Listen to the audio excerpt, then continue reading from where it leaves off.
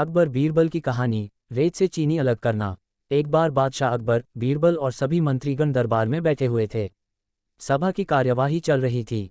एक एक करके राज्य के लोग अपनी समस्याएं लेकर दरबार में आ रहे थे। इसी बीच वहां एक व्यक्ति दरबार में पहुंचा। उसके हाथ में एक मर्तबान था। सभी उस मर्तबान की ओर देख रहे थे। तभी अकबर ने उस व्यक्ति से पूछा, क्या है इस मर्तबान में? उसने कहा, महाराज, इसमें चीनी और रेत का मिश्रण है। अकबर ने फिर पूछा, किस लिए? अब दरबारी ने कहा, गलती माफ हो महाराज, लेकिन मैंने बीरबल की बुद्धिमत्ता के कई किस्से सुने हैं। मैं उनकी परीक्षा लेना चाहता हूँ।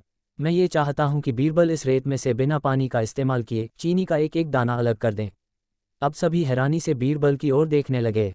अब अकबर ने बीरबल की ओर देखा और कहा, देख लो बीरबल, अब तुम कैसे इस व्यक्ति के सामने अपनी बुद्धिमानी का परिचय दोगे?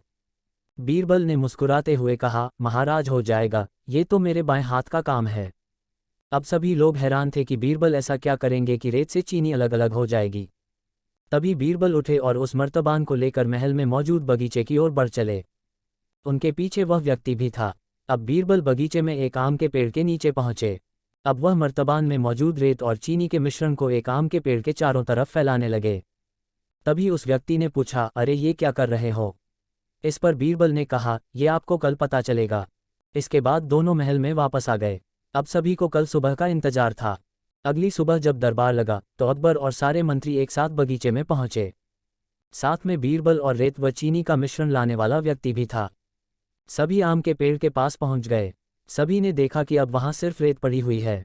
दरअसल रेत में मौजूद चीनी को चींटियों ने निकालकर अपने बिल में इकट्ठा कर लिया था और बची खुची चीनी को कुछ चींटियां उठाकर अपने बिल में ले जा रही थीं। इस पर उस व्यक्ति ने पूछा, चीनी कहाँ गई? तो बीरबल ने कहा, रेत से चीनी अलग हो गई है। सभी जोर जोर से हंसने लगे।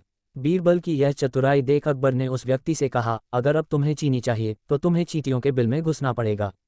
इस पर सभी ने फिर से ठहाका लगाया और बीरबल की तारीफ करने लगे।